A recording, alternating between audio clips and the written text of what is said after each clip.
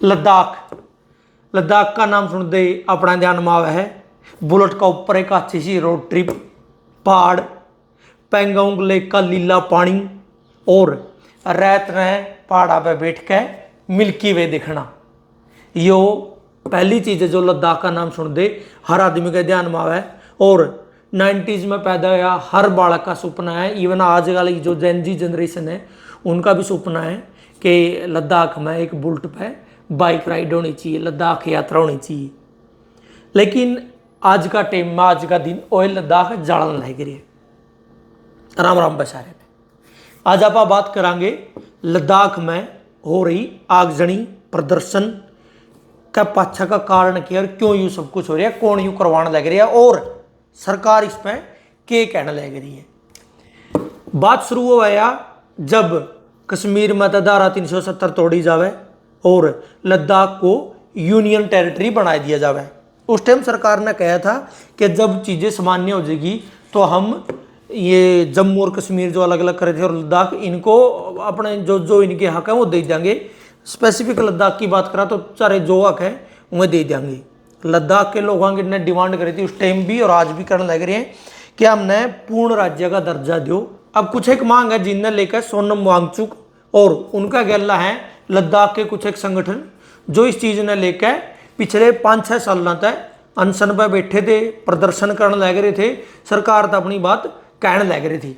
उनकी जो मुख्य मांग है वो ये है कि एक तो भाई राज्य का दर्जा दे जो मरता कर दें दो, जो 1 लोकसभा सीट है उसमें हमारे 2 लोकसभा सीट बनाई जाए। उसके अलावा जो मुख्य रूप से पहाड़ी क्षेत्रों की डिमांड होकर है वह डिमांड उनकी है कि जो हमारा जमीन का हक है वो जमीन का हक हमारे पर रहना चाहिए, बाहर के लोग है जमीन ना खरीदें। रोजगार है उसमें जो लोकल नौजवान हैं उनको प्राथमिकता दी जाए।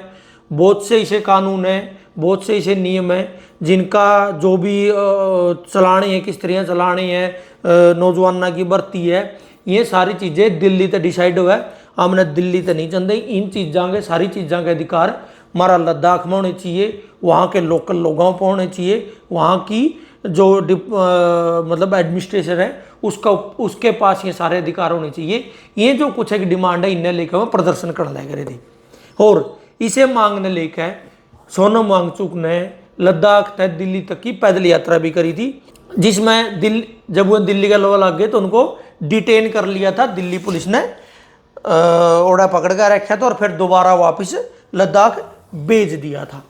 अब यू प्रदर्शन ये नहीं शुरू है, पता है आपने भाई कई सालों तक यू प्रदर्शन चल रहे हैं, बहुत सारे लोग जाके भी आए हैं और सोनम वांगचुक इसका मुख्य चेहरा है। सोनम वांगचुक वो आदमी है जिसका किरदार 3 इडियट फिल्म में आमिर खान ने निभाया है। ऐसा कहना है लोगों के यू जो किरदार है यू सोनम वांगचुक से प्रभावित है। उसने सेना क्षेत्र भी बहुत सारे काम कर रहे हैं, जो वहाँ की जो मतलब वहाँ का एरिया हो गया जहाँ ज़्यादा ठंड है, आसपास में पेड़ नहीं है, पानी की कमी है, तो वहाँ पर कैसे सर्वाइव करना है, किसे किसे टेंट बनाने हैं, वो उसने कराया था। और एक उसने आइस स्तूप भी बनाए थे कि भाई जब पानी बर्फ़ ज़्यादा हो जाए, बर्फ़ पड़ने लग जाए तो पानी नहीं मिलता, तो पानी कैसे अब उस टाइम में प्रयोग कर सका, उस बर्फ़ का पानी कैसे बनावा जब बहुत ज़्यादा ठंड पड़ रही हो। ये कुछ एक उसके प्रयोग थे, कुछ एक उसके इन्वेंशन थे जो काफ़ी मशहूर हुए थे। रेमन मैग्सेसे पुरस्कार भी उसने मिल रहे हैं और सरकार का बहुत चहेता लाडला था। सरकार ने जब धारा 370 तोड़ी थी तो उसका उसने समर्थन भी कराया था और उसका ने जो समर्थन कराया था उस चीज़ का सरकार ने प्रचार भी बतेरा कराया था। अब क्या होया कि अब इस चीज़ ने लेकर कई जनता प्रदर्शन दोबारा कर रहे थे और सरकार तो अपनी मांग कह रहे थे भाई सरकार हमारी इन मांगा ना मानना है, लेकिन सरकार का तो पता है अपना देश की सरकार, खासकर वर्तमान सरकार किसी की भी मांग ने लेकर जो प्रदर्शन करा, जो अनशन करा, उनकी मांग ने लेकर कितनी गंभीर है इस बात का आपने सबने पता है।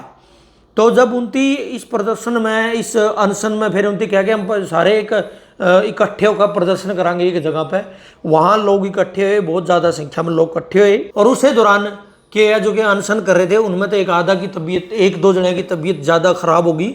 उस चीज़ पर लोगों ने थोड़ा दुख होया और वहाँ पे वो जो है वह भीड़ मतलब उग्र रूप धारण कर लिया, बीजेपी का दफ्तर फूंक दिया, गोली चाली, प्रदर्शन होया। ऐसा सुनने में आया कि 5-4 लोग मर गए और 70-80 लोग घायल हो रहे हैं। ईब के ईब सिचुएशन थोड़ी थोड़ी कंट्रोल में है।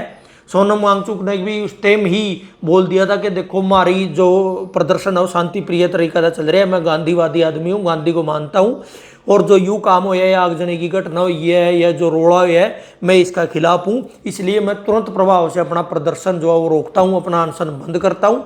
और मेरी जो नौजवान बालक है यूँ काम करने लग रहे हैं उन सबका हाथ जोड़ कर प्रार्थना है कि तुम यूँ काम ना करो, बंद करो।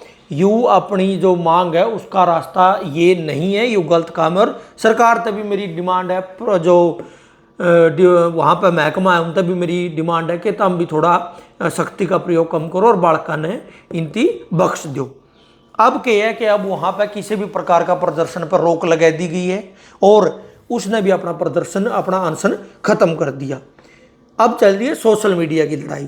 सोशल मीडिया पर जो लोग धारा 370 का तोड़न का टेम पर उसका समर्थन कर रहे थे, उसकी वीडियो शेयर कर दे, आज वह कहने लग रहे हैं कि यू आदमी चीन तक फंडिड है, ये आदमी विदेशी ताकतों ने फंडिड कर रखा है, और वह विदेशी ताकतें खासकर चीन इसमें जो लद्दाख का एरिया उसमें घुसपैठ करने के लिए इस आदमी का इस्तेमाल कर रही है।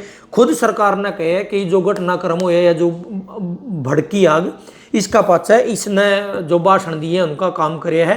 जबकि 6 साल तक शांति प्रिय प्रदर्शन चल रहा है तो उस पर सरकार ने कोई ध्यान नहीं दिया, लेकिन अब जो गलत हो गया तो उसका जिम्मेदार यू आदमी है। और सरकार के जो चाटुकार है उनका कहना है कि ये जो करवा रहे हैं ये चीन ने फंडेड करके जहाँ तक करवा रहे हैं, बाहरी ताकतें देश को कमज़ोर करने के लिए ऐसे ऐसे आदमियों को उठा रही हैं।